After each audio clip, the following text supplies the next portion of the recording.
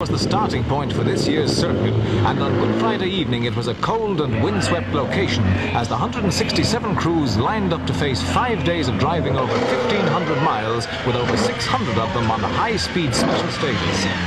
Favourite and winners for the last two occasions, Roger Clark and Jim Porter, were first away in the Escort.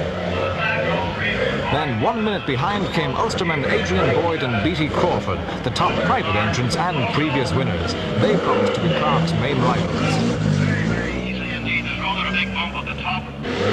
Or would it be Derry's Cathal Curley, who was being co-driven by Enniskillen chemist Austin Fraser, a very formidable crew? The first Swedish crew to leave were Henrikkson and Karlström in a rally Kadett. They were followed a minute later by their fellow countrymen Jonsson and Quist in a Saab V4.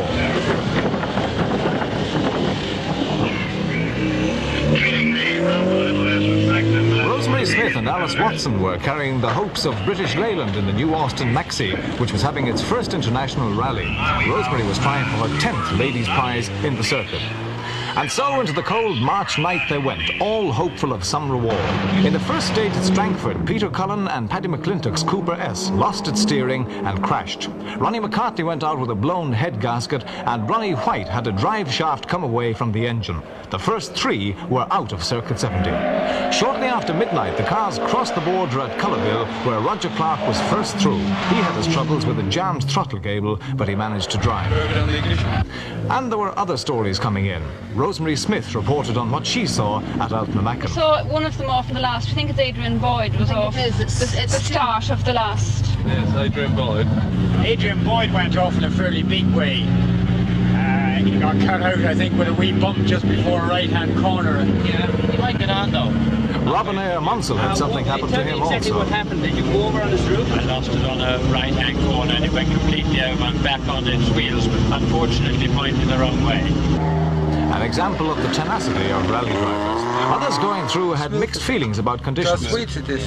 Much tougher than last year, you know. I've only done it last year, as you know, but yeah, I found it's a hell of a lot more slippery. At this stage, the leaders were Roger Clark, Barry Lee and John Bloxham, and the Swedes Kullang, Henriksson and Danielsson were not far behind. Noel Smith, the Irish rally champion, was in the top six. 6 more stages, including the 24-mile Sally Gap, followed before it was breakfast time at Blessington. All enjoyed the break, some the chat. Yeah, you're not near us, we're all right. Adrian Boyd was also there, washing away the troubles he encountered at Altnamacken. Daylight filters through, the car set off once more, and now the leaderboard has changed slightly. Clark has stretched his lead to nearly 6 minutes over Barry Lee. John Bloxham has lost ground after a faulty fuel pump, and Noel Smith is third. For Eamon Cutter Askaljev, Ossan Rally Lane Ulbrichte. So is Eyre Munsell. The first speed section is at the Glenavermar.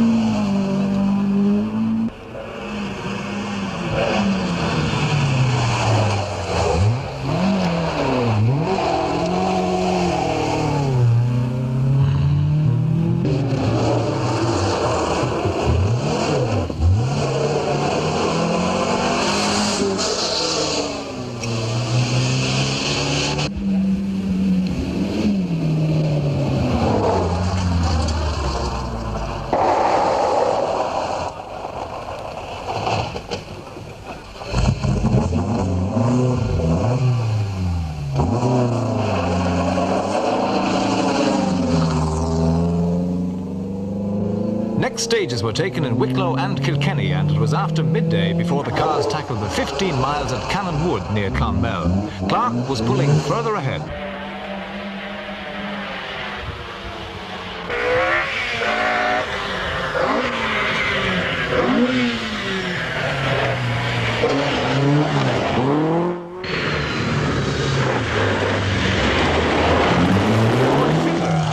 problems here. But he solved them.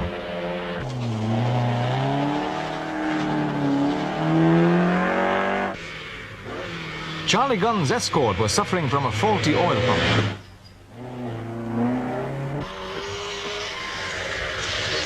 Noel Smith was having his best circuit ever and now was lying third. Barry Lee, the rallycross expert and still second overall, enjoyed flinging his car about on the loose gravel. Chris Sclater was settling into his first smooth rally, and Andres Coulang in an Opel Rally Kadett was opening most people's eyes with some very daring driving. John Bloxham was trying desperately to make up the time he lost at Sally Gap. 4 more stages were tackled in Tipperary and Cork, and shortly before 5, the cars started checking in at a crowded Killarney. Hurried repairs were carried out, the cars were locked away for the night, and crews went away to catch up on lost sleep. The leaderboard had changed once again. It was now Clark, Lee, Coulang and Smith. The Swedes were making their challenge. Slater was 5th, and another Swede, Jan Henrikkson, was 6th. They were certainly adapting quickly to Irish conditions. Sunday morning, there are 250 miles to be covered. Are they looking forward to it? No, we've slight braking problems. We hope to get them fixed up tonight, but I'm just going to try and stay on the road today. It's a long way to learn. Carefully as always. A little bit behind at the moment. We'll see what we can get back today. Tá fear one, Jackie Machmar got with your team for she drop that right? Have you got any problems with the car? No, the brakes are. We're going to fix the brakes and then it's okay. And then there's 14 and a half miles of twisty Mowles Gap, in the past the end of the rally for so many.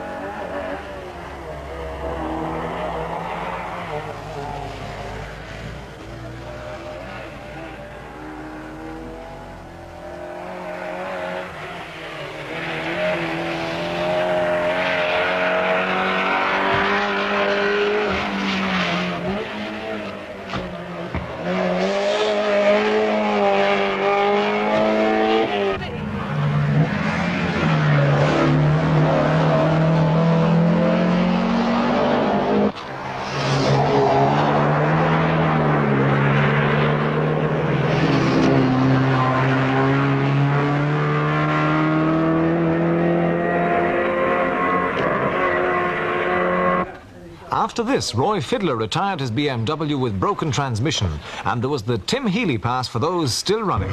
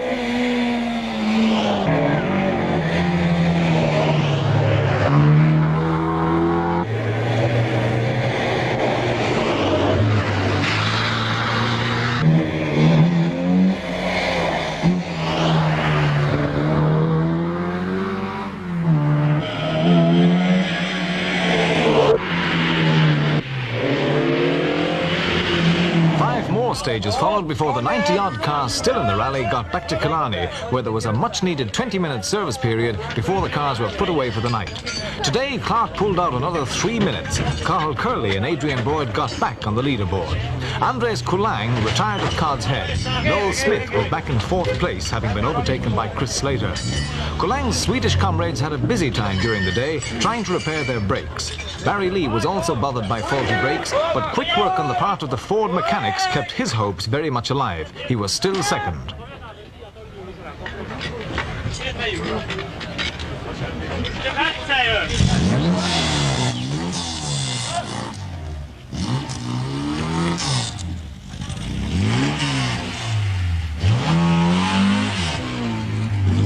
Today's service period was feverish for some crews, but with help like Garrett Gunn about, there was no lack of manpower.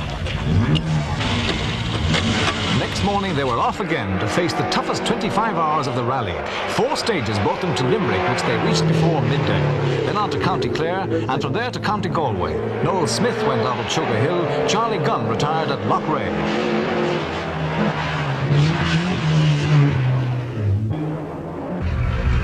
But Roger Clark was enjoying a bank holiday drive. It's great. Jim's driving, I'm sleeping.